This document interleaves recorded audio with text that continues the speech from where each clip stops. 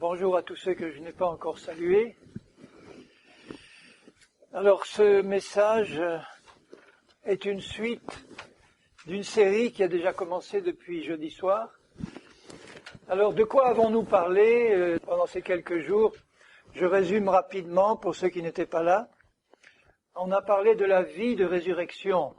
Et je disais que la vie de résurrection, c'est forcément une vie après une mort. Si on veut vivre la vie de résurrection de Jésus, il faut que nous passions par la mort. C'est pas drôle, l'idée de passer par la mort, mais Jésus est mort avant nous et pour nous. Et j'ai rappelé que lorsque Christ est mort, nous sommes morts avec lui. Et quand il est ressuscité, nous sommes ressuscités avec lui. J'ai rappelé aussi que nous sommes composés de trois parties, l'esprit, l'âme et le corps, que l'esprit est notre être intérieur véritable, notre être véritable, notre corps n'est pas notre être véritable, c'est notre esprit à l'intérieur. Je vous ai lu les passages de l'Apocalypse où il est dit que Jean a été transporté dans le ciel en esprit.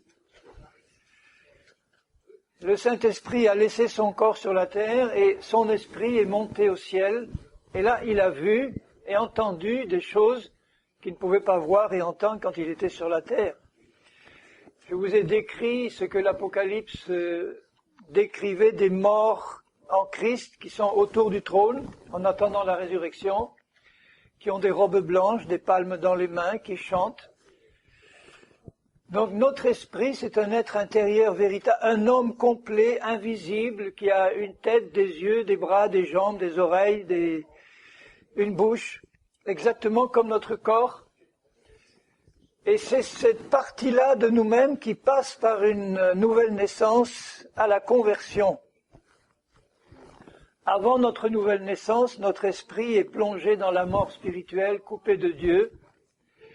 Même si nous avons sur la terre une bonne éducation, même si nous avons des qualités humaines, si nous ne passons pas par une nouvelle naissance, nous sommes morts en esprit, nous sommes morts coupés de Dieu. Et qu'est-ce qu'il faut faire pour passer par une nouvelle naissance? Il faut se repentir de ses péchés et accepter Jésus par la foi comme notre Seigneur et notre Sauveur. À ce moment-là, précisément, le Seigneur pardonne tous nos péchés, les efface par son sang, mais aussi et surtout, il fait passer notre esprit par une mort et une résurrection. L'esprit ancien que nous avions jusque-là, que Paul appelle le vieil homme ou la vieille femme, Dieu le fait mourir, Dieu le crucifie, et il le remplace immédiatement par un esprit nouveau, notre esprit régénéré, ressuscité, né d'en haut, dans la sainteté, dans la pureté et la justice qui nous est donnée par la foi en Jésus. Il faut donc bien réaliser le don et le cadeau que Dieu nous fait quand il nous ressuscite dans notre esprit. D'avoir une nouvelle nature semblable à la sienne, pure, juste et sainte. Maintenant, à quoi nous servirait d'avoir cette vie de résurrection dans notre esprit si on ne peut pas la vivre dans notre vie pratique de tous les jours? Si on continue à vivre dans notre vie pratique de tous les jours comme nous étions avant, ou comme les païens de ce monde, notre salut, nous l'avons acquis, mais sur la terre, nous sommes de pauvres témoins.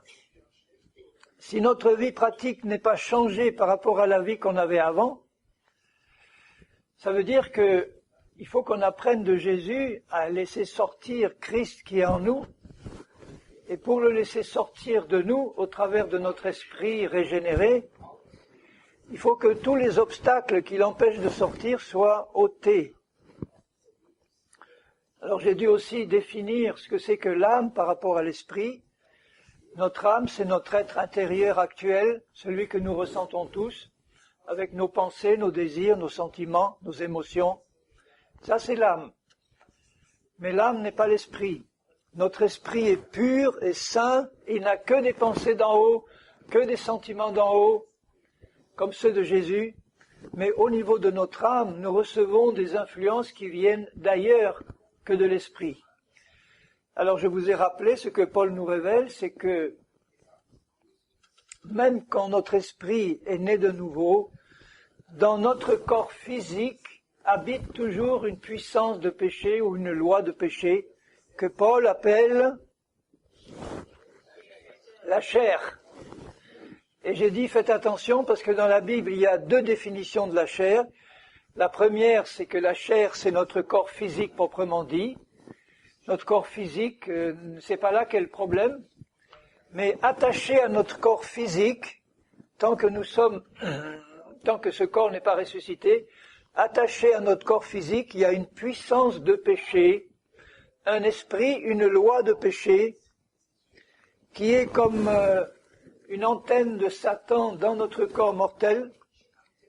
Cette puissance de péché, elle a des pensées, des désirs, des émotions qui sont contraires à celles de l'esprit. Ce qui explique qu'un chrétien né de nouveau peut avoir à un moment donné une vie qui est inspirée par l'esprit pendant 5 minutes, où il est bon, généreux, doux, obéissant, plein d'amour, et la minute qui suit, si la chair prend le dessus, c'est la colère, c'est la désobéissance, c'est l'impureté, c'est ces choses-là qui le contrôlent. Et le but du Seigneur, c'est donc de nous amener à une purification de notre âme, puisque tout ce que la chair nous injecte arrive au niveau de notre âme, de notre conscience. Et ensuite, il faut que nous puissions contrôler cette puissance de péché qui monte de notre corps pour nous empêcher de faire le mal et de donner un mauvais témoignage. Et c'est Paul qui nous l'explique. Le chemin de la libération passe d'abord par la compréhension de ce que Christ a accompli sur la croix, et notamment que quand il est mort, nous sommes morts avec lui. Notre esprit est mort avec lui. Et nous sommes ressuscités quand il est ressuscité. Alors aujourd'hui, beaucoup de chrétiens fêtent la résurrection de Christ, mais il ne faut pas oublier que dans sa résurrection, nous aussi nous sommes ressuscités. Et nous pouvons aussi nous réjouir de notre résurrection en Christ. Nous sommes des morts vivants, morts dans notre esprit à tout ce qui était antérieur à notre vie passée, morts au péché, morts à Satan, morts au monde, et vivants pour Dieu en Christ. J'ai insisté aussi sur le fait que toutes ces révélations-là qui nous sont données dans la Bible, ce n'est pas par l'observation des yeux, des oreilles ou l'étude de la sagesse humaine que les hommes les ont découvertes, ces révélations. C'est Dieu qui nous les a données dans sa parole. Toutes ces choses dont je vous ai parlé, la nouvelle naissance, la différence entre l'esprit, l'âme, le corps, la réalité spirituelle de notre nouvelle vie, toutes ces choses sont décrites dans la parole, et donc il nous est demandé de les croire. J'ai insisté sur le fait que sans la foi, on ne peut pas rentrer dans une vie de résurrection, on ne peut même pas rentrer dans le salut, c'est sûr, mais après avoir été sauvé, si on veut marcher sur cette terre, comme Jésus a marché, dans sa sainteté, dans son amour, dans sa joie, dans sa paix, si on veut marcher comme Jésus a marché, il faut que par la foi, nous puissions recevoir et garder toutes ces vérités, parce que c'est par la foi qu'on y arrive, et pas par nos efforts personnels. Alors ce matin, j'avais décidé d'insister un peu sur la foi, et en même temps, comme la foi nous est nécessaire pour obtenir, pour recevoir tout ce que Dieu nous promet, en plus de la vie de résurrection, ou inclus dans la vie de résurrection, nous avons toutes les promesses de Dieu qui nous sont données là, et nous avons besoin de la foi pour les exercer et pour les manifester dans notre vie. Alors on va faire un petit voyage de foi dans la parole du Seigneur, et je vais commencer par ce passage bien connu de Hébreux 11, où l'auteur nous donne une définition simple de la foi. Et avant de lire Hébreux 11, je vais lire Hébreux 10, 35, où il est écrit « N'abandonnez donc pas votre assurance ». L'assurance, c'est une solide certitude qu'on peut avoir, qui nous est donnée. Cette assurance nous est donnée par Dieu, par ses promesses. Si nous les croyons, nous exerçons notre foi, donc nous attachons la foi aux promesses de Dieu et nous avons de l'assurance. Parce que nous nous appuyons sur le rocher qui ne peut pas être secoué. N'abandonnez donc pas votre assurance à laquelle est attachée une grande rémunération. C'est quoi une rémunération? C'est un salaire ou une récompense. C'est quelque chose qui va suivre notre assurance. C'est la réalisation des promesses de Dieu. Si Dieu te dit par exemple que tu es dans ta nouvelle nature, une création nouvelle, semblable à Christ, créée dans la sainteté et la justice de Jésus, je connais beaucoup de chrétiens qui n'osent pas le croire et qui me disent « Oui, mais moi je me connais dans ma vie personnelle, dans mon caractère, dans ce que je vis dans ma vie pratique. Je ne suis pas ce saint, juste et parfait que tu me dis que je suis en Christ. » Je suis obligé de lui dire, si tu veux l'être, tu dois le croire d'abord. Tu dois croire ce que Jésus dit que tu es, parce que ce que tu es en lui, c'est lui qui l'a créé. Et quand il crée quelque chose, il le crée parfait. Vous avez déjà vu Jésus créer quelque chose d'imparfait? Donc s'il nous recrée à notre nouvelle naissance, il nous crée parfait, saint et juste, et il nous demande de le croire avant de le voir. D'avoir une pleine assurance que, puisqu'il le dit, puisque c'est écrit, c'est vrai. L'attitude qu'on devrait avoir devant cette Bible, c'est que dès que nous lisons un verset, on devrait dire « Seigneur, c'est écrit, ça me suffit ». Je n'ai pas besoin d'avoir une confirmation autre que ta parole. C'est toi qui l'as dit, ça me suffit. Alors maintenant,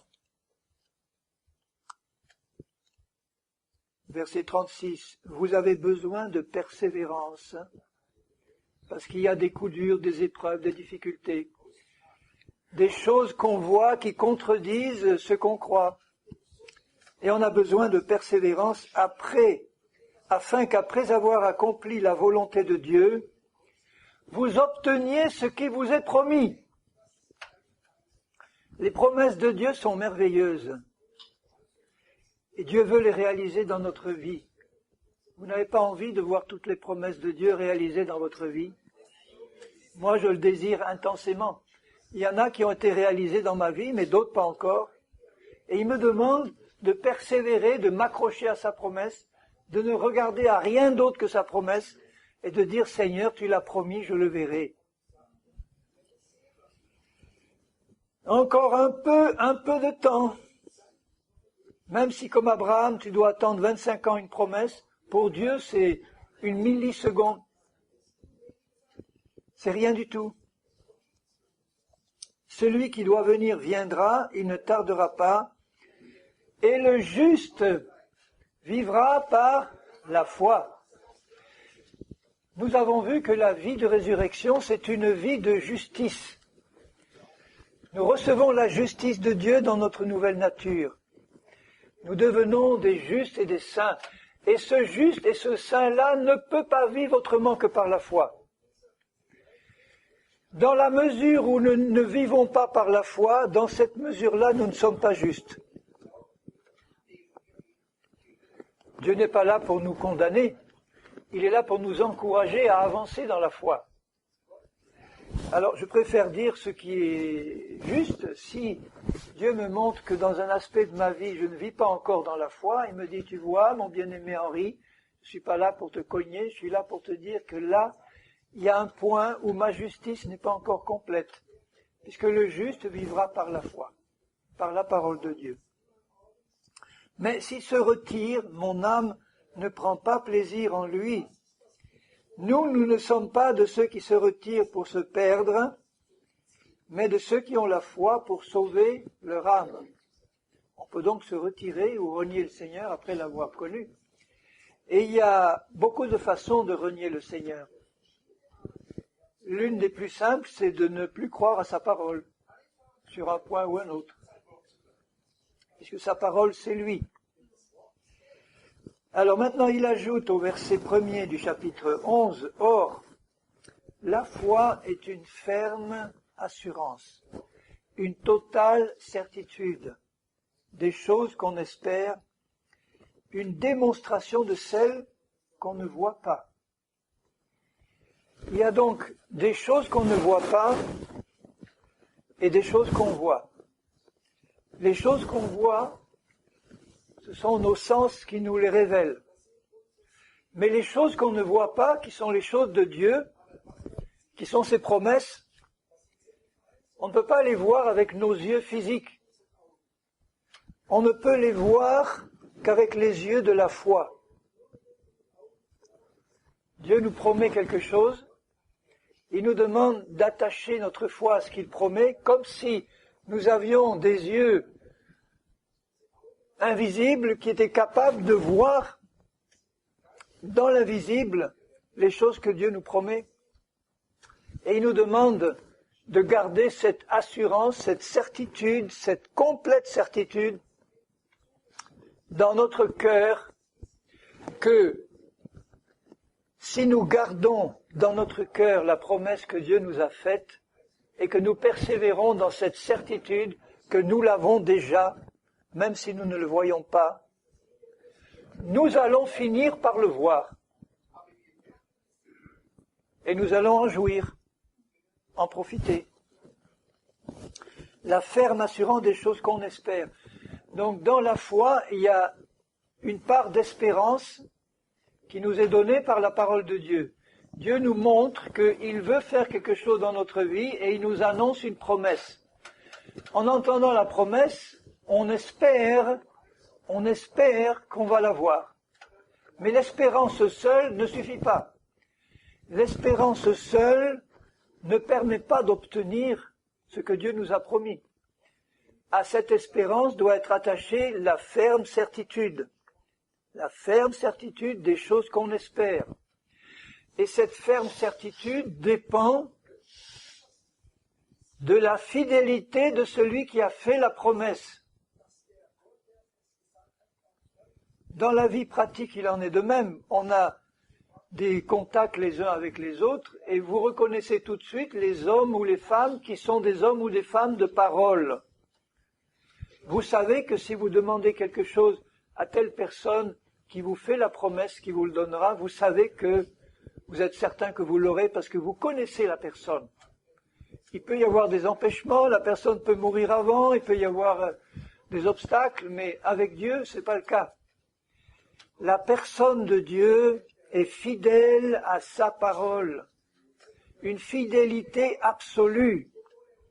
Donc s'il nous donne rendez-vous à tel endroit, il y sera lui. Malheureusement, quelquefois, nous n'y sommes pas, nous. Parce que nous ne connaissons pas assez la fidélité de celui qui a fait la promesse. Il s'appelle fidèle et véritable. Il s'appelle la parole de Dieu, il s'appelle la vérité.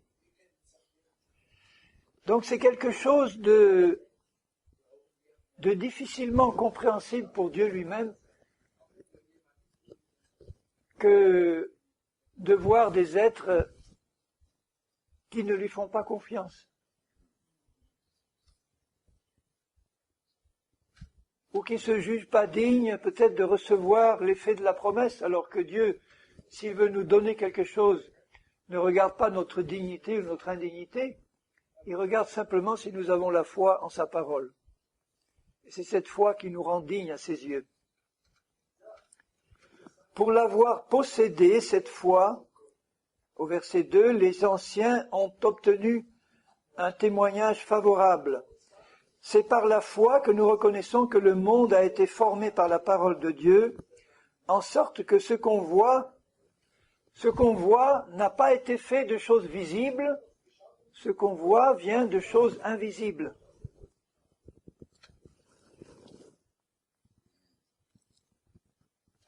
Et nous avons besoin de voir les choses invisibles avant de les voir de manière visible. Or, tous ces hommes et ces femmes de foi sont tous passés par le même processus que nous.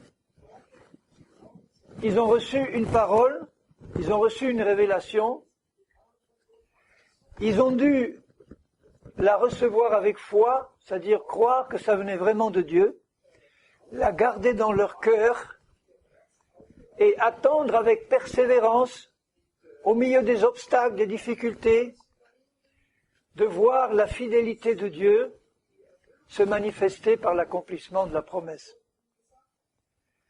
Tous ceux qui ont abandonné la foi en cours de route, alors que la réponse était en train de venir dans l'invisible, ils ne l'ont pas vue. Et s'ils ne l'ont pas vue, c'est parce que Dieu était infidèle, c'est parce que eux étaient infidèles. C'est parce que eux n'ont pas attendu jusqu'au bout. Ils n'ont pas persévéré. Donc le Seigneur est là pour nous encourager, pas pour nous décourager. J'espère que ce que je vous lis ne vous condamne pas ou ne vous décourage pas. Un peu plus bas, au verset 6. Or, sans la foi, il est impossible d'être agréable à Dieu. Car il faut que celui qui s'approche de Dieu croie que Dieu existe et qu'il est le rémunérateur, le récompensateur, si ça se dit, celui qui récompense ceux qui le cherchent. Et je le cherche parce que c'est lui qui m'a cherché le premier.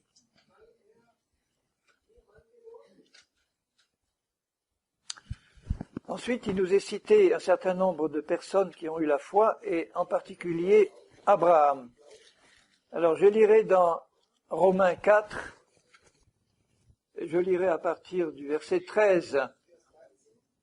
En effet, ce n'est pas par la loi que l'héritage du monde a été promis à Abraham, c'est-à-dire c'est pas par l'observation de commandements qu'il a obtenu son héritage, Abraham ou à sa postérité, c'est par la justice de la foi. Il a été déclaré juste parce qu'il a cru, et ensuite, parce qu'il était juste, il a manifesté la foi. Il a continué à manifester la foi. Parce que la foi, c'est la vie du juste. La vie, VIE. Car si les héritiers, nous sommes les héritiers d'Abraham, si les héritiers le sont par la loi, la foi est vaine et la promesse est anéantie, parce que la loi produit la colère, et là où il n'y a pas de loi, il n'y a pas non plus de transgression. C'est pourquoi les héritiers le sont par la foi. Tout ce que nous avons dit concernant la vie de résurrection, c'est par la foi que nous le recevons. Pour que ce soit par grâce, afin que la promesse soit assurée à toute la postérité, non seulement à celle qui est sous la loi, mais aussi à celle qui a la foi d'Abraham, notre Père à tous, selon qu'il est écrit « Je t'ai établi, Père d'un grand nombre de nations ». Vous voyez comment Dieu parle? Il est écrit, donc il l'a dit, Dieu, Abraham, « Je t'ai établi, Père d'un grand nombre de nations ». Et quand Dieu lui a dit cela, c'était 25 ans avant la naissance de son fils. Mais Dieu parle déjà au passé, parce que Dieu est le premier à appeler les choses qui ne sont pas, les choses invisibles, comme si elles étaient déjà.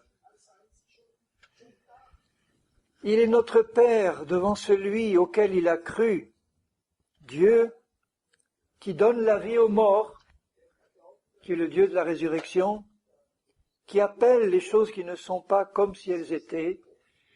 Et comme nous sommes les imitateurs de Dieu, nous aussi, si nous voulons marcher par la foi, nous devons appeler les choses qui ne sont pas comme si elles étaient. Appeler, ça veut dire les proclamer de notre bouche. Pourquoi? Parce que nous les croyons dans notre cœur. C'est la loi de la foi. Abraham a reçu la promesse dans son cœur et il continuait à proclamer la fidélité de Dieu et qu'il allait voir le Fils promis, même si le temps passait et que les 25 ans ont eu à s'écouler avant qu'il le voie. Espérant contre toute espérance, il crut. Espérant dans la désespérance, il crut. C'est-à-dire qu'il y a des moments où il devait se dire, bon ben, Sarah, tu vieillis, moi aussi, on ne voit pas encore le fils promis, mais Dieu l'a dit. Il y a eu l'épisode d'Ismaël où sa foi n'a pas flanché, mais il a utilisé un mauvais moyen pour avoir son fils, un moyen charnel. Il aurait dû rester dans la foi et attendre que Sarah enfante. S'il a cherché Ismaël, c'est pas parce qu'il a manqué de foi, mais c'est parce qu'il a choisi le mauvais moyen pour obtenir la promesse de Dieu. Et quand il s'est remis sur les rails de la foi,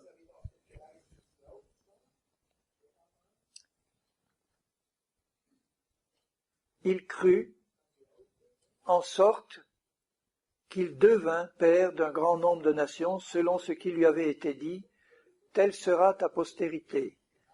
Et sans faiblir dans la foi, parce que notre foi peut faiblir ou s'annuler, il ne considéra pas que son corps était déjà usé, puisqu'il avait près de 100 ans, et que Sarah n'était plus en état d'avoir des enfants. Il ne douta pas par incrédulité au sujet de la promesse de Dieu, mais il fut fortifié par la foi. Il fut fortifié par cette ferme assurance qui venait de sa compréhension de la fidélité de Dieu. Et malgré tous les obstacles, malgré le temps qui passait, malgré les difficultés, malgré le vieillissement de son corps, malgré l'incapacité de sa femme à enfanter, il crut, et elle crut.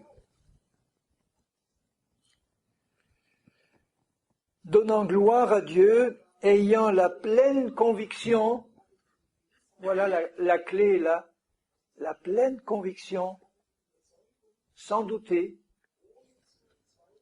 que ce qu'il promet, il peut, il a la puissance de l'accomplir. Parce qu'il le veut. Si Dieu veut, il peut. Pourvu qu'il trouve en face quelqu'un qui croit. C'est pourquoi cela lui fut imputé à justice. Regardez dans Matthieu 14, verset 22. Il obligea les disciples à monter dans la barque et à passer avant lui de l'autre côté pendant qu'il renverrait la foule. Quand il l'eut renvoyé, il monta sur la montagne pour prier à l'écart, et comme le soir était venu, il était là seul. La barque déjà au milieu de la mer était battue par les flots, car le vent était contraire. À la 4e veille de la nuit, Jésus alla vers eux marchant sur la mer. Quand les disciples le virent marcher sur la mer, ils furent troublés et dirent « c'est un fantôme ». Et dans leur frayeur, ils poussèrent des cris. Jésus leur dit aussitôt « rassurez-vous, c'est moi, n'ayez pas peur ». Pierre lui répondit « Seigneur, si c'est toi, ordonne que j'aille vers toi sur les eaux. » Et il dit un mot, « viens ». Et à ce moment-là, Pierre, ayant entendu cette parole de Jésus, a mis sa foi en action. C'est ça qu'il nous demande de faire. S'il était resté assis dans la barque en disant « Seigneur, j'attends que ton esprit me pousse à aller sur l'eau », il y serait resté. Il a entendu « viens », il a obéi à l'ordre de Jésus, il a bougé, il a posé ses pieds sur la mer et il a été le seul homme après Jésus, le seul homme à avoir marché sur l'eau. On peut critiquer Pierre tant qu'on veut, qu'il a renié et tout, mais il a été le seul à marcher sur l'eau. Mais voyant que le vent était fort et qu'il y avait la tempête, je ne sais pas quel effet ça peut faire de marcher sur l'eau en pleine tempête, mais ça devait bouger quand même. Voyant que le vent était fort, il eut peur. Il a détourné le regard de Jésus, il a oublié qu'il lui avait dit « viens », il a utilisé ses yeux pour regarder aux choses visibles,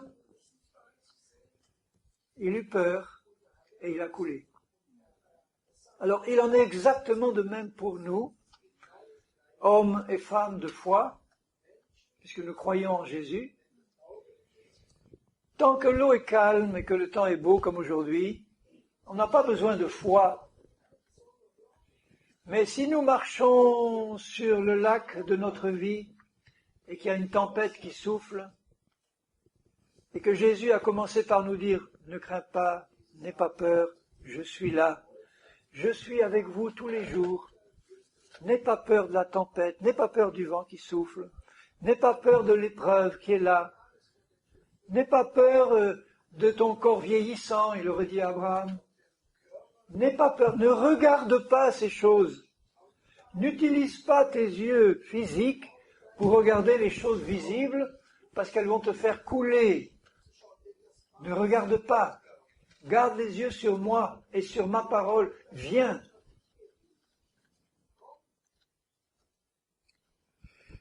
Et comme il commençait à enfoncer, il eut la bonne réaction, ça c'est moi qui ajoute, et il s'écria « Seigneur, au secours, sauve-moi » C'est la réaction qu'on devrait avoir quand on commence à couler, parce qu'on commence à perdre la foi, parce que l'épreuve est grande, parce que la tempête est là. Aussitôt, Jésus, merveilleux Jésus, merci Seigneur, aussitôt, il étendit la main, le saisit, et lui dit, « Homme de peu de foi, pourquoi as-tu douté ?» Alors, est-ce que vous vous rendez compte? Il a été le seul homme à marcher sur l'eau par la foi. Il avait Jésus à quelques mètres. Malgré ça, il a détourné son regard de Jésus parce que la tempête était là et il a douté.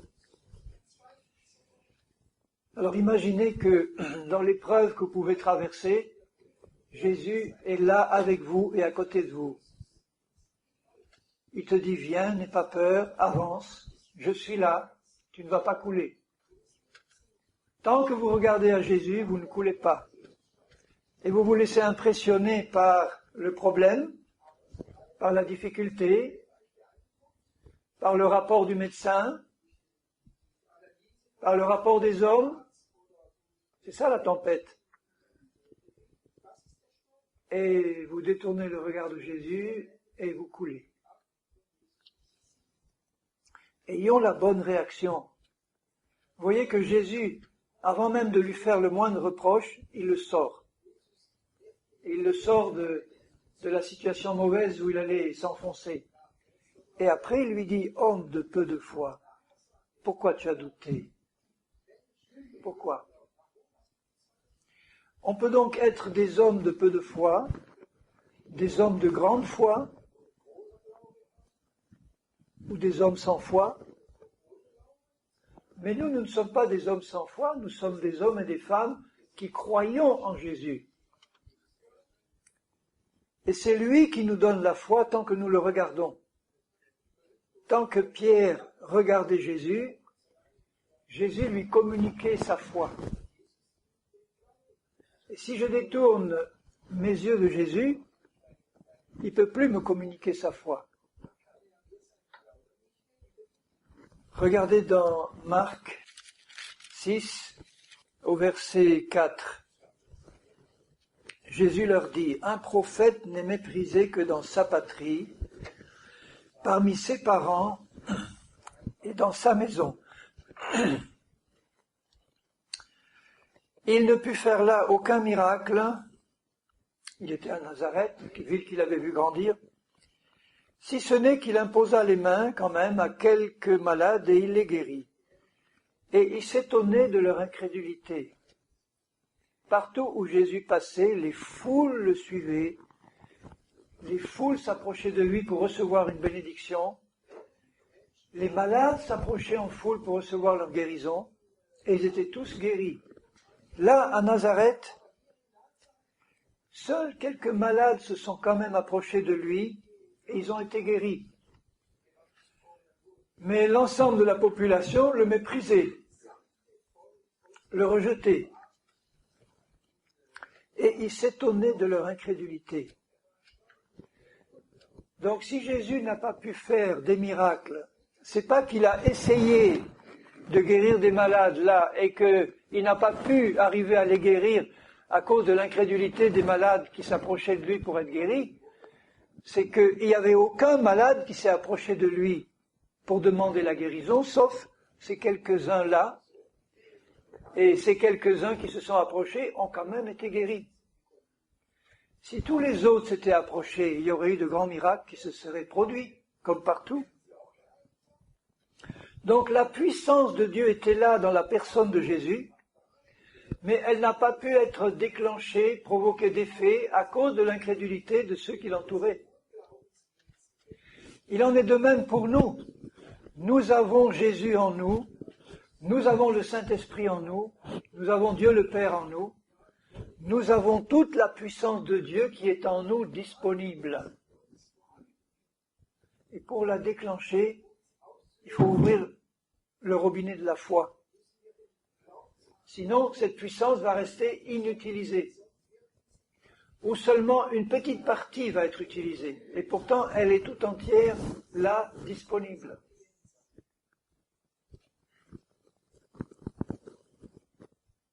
Vous voyez l'importance de la foi? Dans Hébreux 12, il est dit, au verset 1er et au verset 2, « Nous donc aussi, puisque nous sommes environnés d'une si grande nuée de témoins de la foi, rejetons tout fardeau et le péché qui nous enveloppe si facilement, et courons avec persévérance dans la carrière qui nous est ouverte, ayant, comme Pierre au début, ayant les regards sur Jésus, le chef et le consommateur de la foi. En français simple, ça veut dire, le chef c'est la tête, celui qui est l'auteur, qui donne la foi, et le consommateur c'est celui qui l'amène à la perfection. Donc si Jésus a pu dire à Pierre, homme de peu de foi, tu as douté parce que tu as détourné ton regard de moi, la solution pour avoir la foi, elle est simple. Retourne les yeux vers Jésus, et comme c'est lui qui amène notre foi à la perfection, il comble ce qui manque à notre foi. Tant que nous gardons les yeux sur Jésus, il a la puissance de nous communiquer sa foi, rien qu'en le regardant, rien qu'en l'entendant, rien qu'en voyant ce qu'il est et l'attitude qu'il a envers nous, de toujours vouloir nous encourager, toujours vouloir nous communiquer ce qu'il est, nous communiquer ce qu'il a, nous communiquer son amour, sa vie, sa paix, sa puissance. Il faut regarder à Jésus, ne pas quitter Jésus des yeux, ne pas regarder aux circonstances, aux hommes, aux traditions des hommes, aux traditions humaines, garder les yeux sur Jésus et sur sa parole. Et notre foi grandit.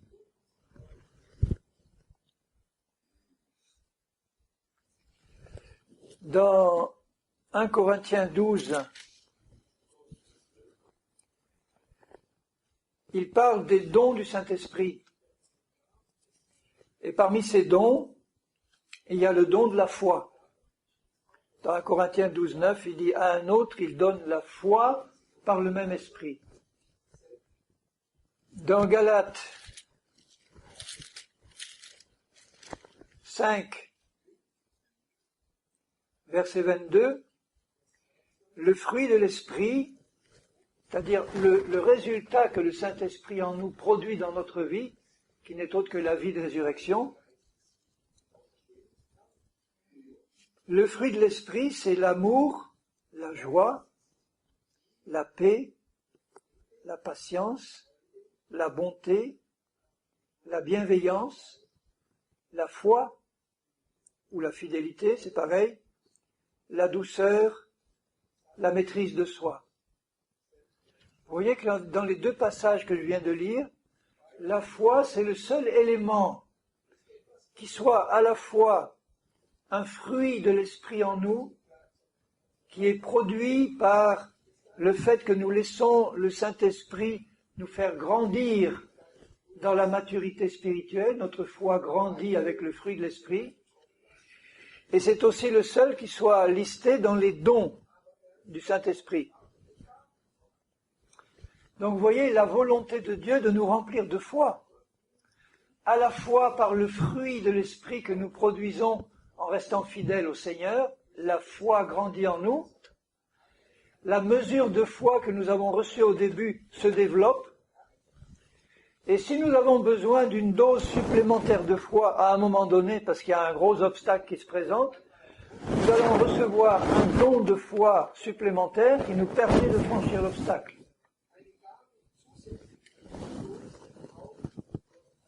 Donc de la part de Dieu, on ne doit pas douter de sa volonté de nous remplir de foi. Le seul problème, c'est nous. Est-ce qu'on va désirer recevoir et désirer produire cette foi dont Dieu veut nous remplir? Maintenant, le dernier passage que je vais lire, il se trouve dans Marc, au chapitre 11 et au verset 20.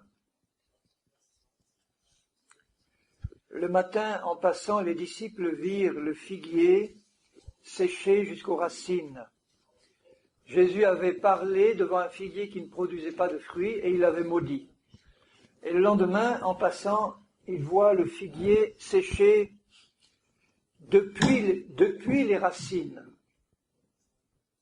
Le texte original dit « depuis les racines ». La traduction dit « jusqu'aux racines ». C'est l'inverse de ce qui est écrit dans le texte. Normalement, un arbre qui sèche, il sèche depuis le haut jusqu'en bas. Là, il a commencé à sécher aux racines parce qu'elles ont été maudites. Ensuite, la mort s'est étendue aux feuilles. Pierre, se rappelant ce qui s'était passé, dit à Jésus « Rabbi, regarde, le figuier que tu as maudit a séché. » Jésus prit la parole et leur dit « Ayez foi en Dieu ou ayez la foi de Dieu. Je vous dis en vérité, si quelqu'un dit à cette montagne « ôte-toi de là et jette-toi dans la mer », et s'il ne doute pas dans son cœur, mais croit que ce qu'il dit arrive, il le verra s'accomplir. » Et le texte original est encore plus précis, il dit « il verra ce qu'il a dit s'accomplir ». Il répète encore une fois « il verra ce qu'il a dit s'accomplir ». C'est pourquoi je vous dis, tout ce que vous demanderez en priant, qui correspond à la volonté de Dieu révélée par sa parole, tout ce que vous demanderez en priant, croyez que vous l'avez reçu et vous le verrez s'accomplir. Et je peux ajouter, et ne laissez pas en cours de route le doute entrer dans votre cœur, sinon vous ne le verrez pas s'accomplir.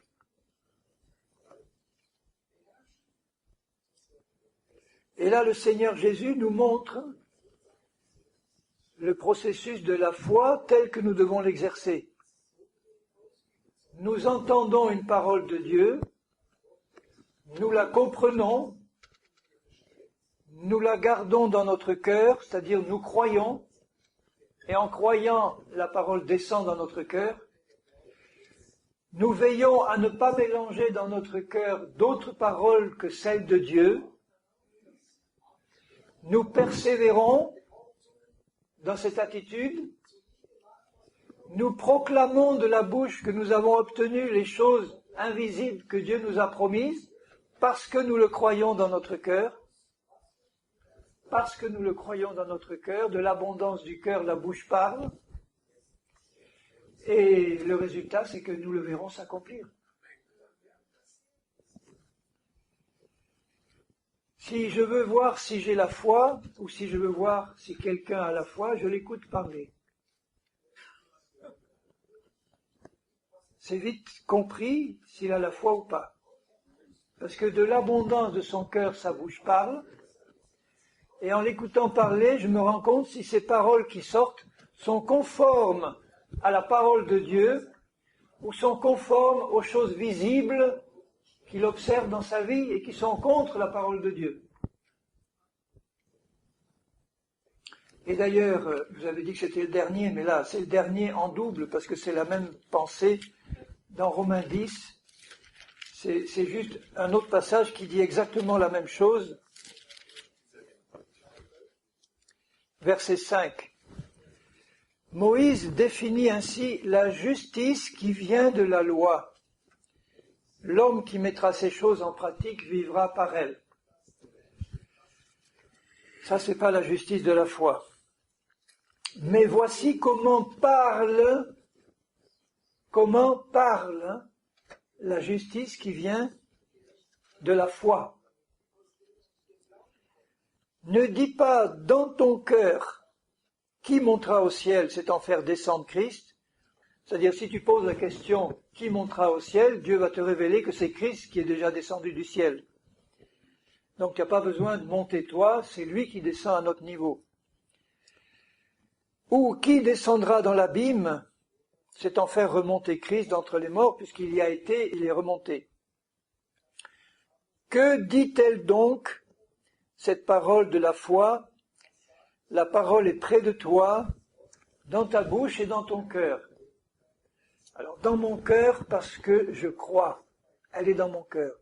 Et parce qu'elle est dans mon cœur et que je crois, j'ai besoin de la prononcer de ma bouche et ça sort par ma bouche.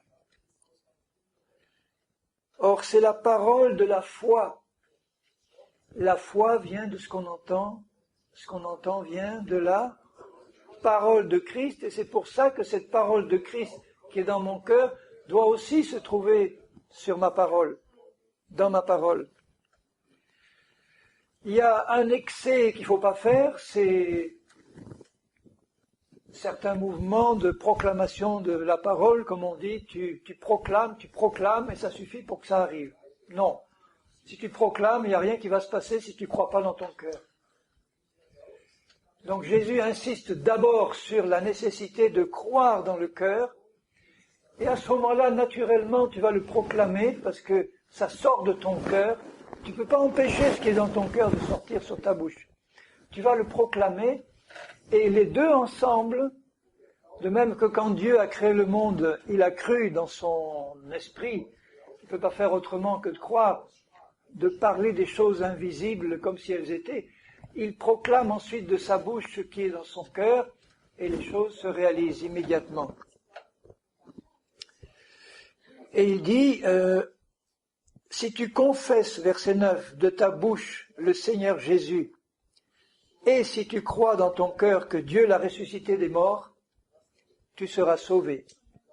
On peut dire ça pour n'importe quelle promesse de la parole de Dieu.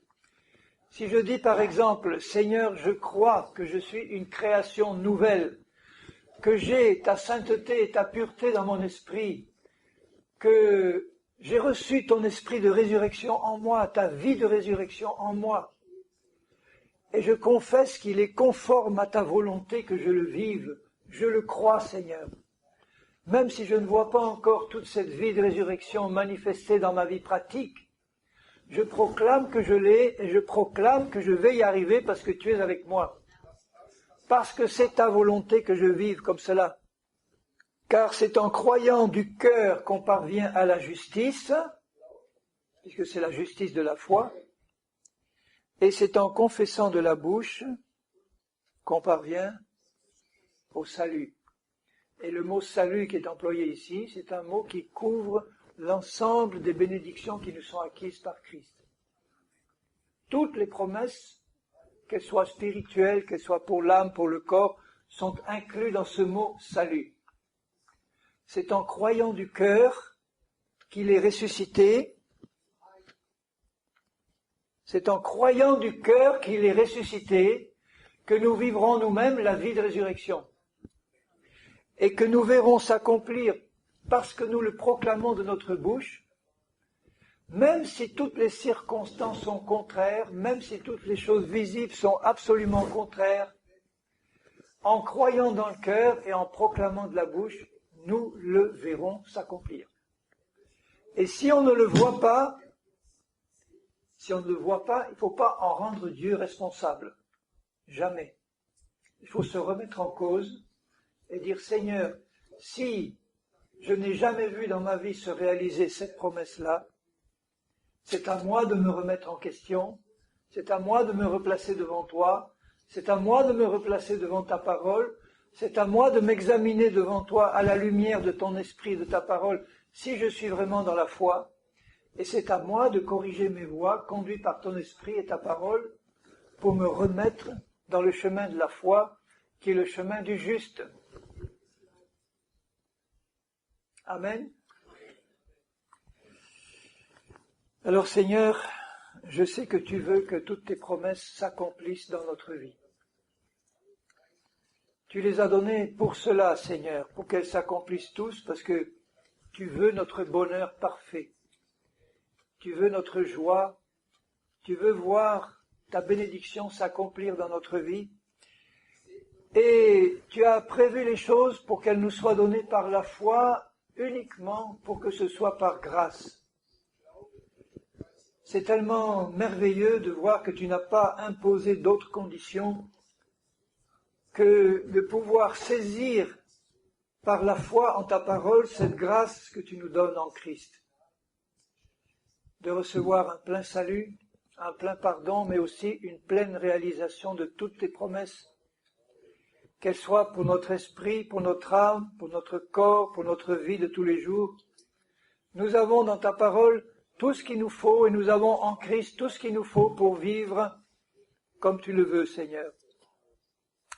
Alors nous te prions et je te prie pour moi-même et pour nous tous, que tu nous aides à garder nos yeux fixés sur toi, sur ta parole, pour que tu puisses déverser en nous ta foi, nous remplir de cette foi, pour qu'au moment où tu nous adresses ta parole, nous puissions y attacher la foi, la garder dans la foi et la voir se réaliser dans nos vies.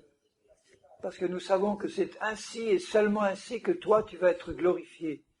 C'est ainsi que tu vas te réjouir, Seigneur.